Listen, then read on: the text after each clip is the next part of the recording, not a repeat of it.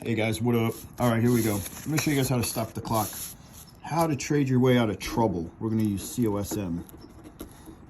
All right, because today, hey, there was a lot of trouble with COSM.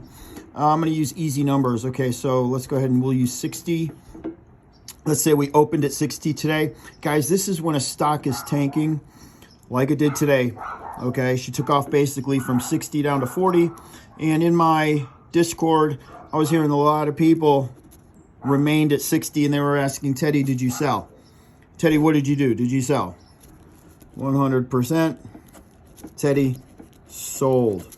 Okay, I sell my way out of trouble. I sell my way most of the time. Sometimes I don't. Sometimes I do sit in if I think there's enough volume coming in. But if you don't see volume coming in and you see panic, like today was pure panic, Teddy's not going to ride it all the way down to 40. All right, here's why. This is how we stop the clock. Guy like me, we're going to go all the way down to 38. I'll show you why in a second because I think today's low was 38 for COSM. But instead of riding it all the way down to 60 like from 60 to 40, you lose 20 points. Okay, that's a 20-point loss right there. Isn't it? Sure. In order for you to make that back, she's got to ride back up 20 freaking points. Chances of that happening, mamma mia, you're going to be on medication by the time that happens. You're going to lose your mind. So a guy like me sells in the 50. Okay, sometimes I'll sell beforehand, but I'm just going to use this as an example. They're easy numbers. That means I just stopped the clock, right? I stopped the clock at 50. And that's what I've termed this, just stopping the clock. I lose 10 points from 60 to 50, meaning that's a loss. I lost those 10. But for every point she declines, that she decreases, I actually make those back. So now she falls to 40. What happens?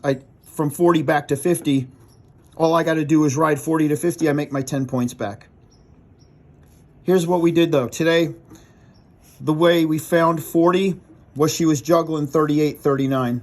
Now, this is just a way that you feel your way back from the bottom up. I made a mistake here, and from 60, I accidentally sold and got back in between like 55, 54.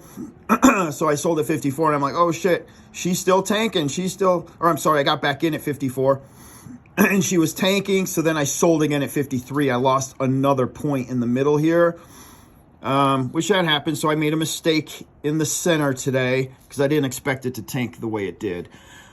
Anyhow, I ended up feeling out the 38, so it was bouncing 38, 39, back to 38, back to 39, back to 38, and you found ground here. Okay, you began to see that the sentiment was changing, and then we broke past the 39, and most people would enter right back at that 40, right? Well, I entered at the 39.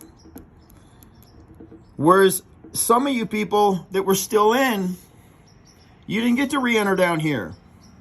What you have to do is you have to ride it all the way back to 60. I now only have to ride it because I entered at 39, right?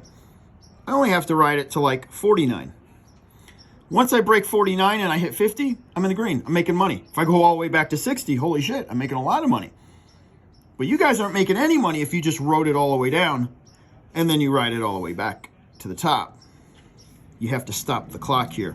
So in doing so, I was able to shorten the time frame that I'm back in the money. All right, you guys see how I did that. I lose 10 points, but I gain 10 points from 40 to 50. I got back in at 39. I only have to ride it to 49.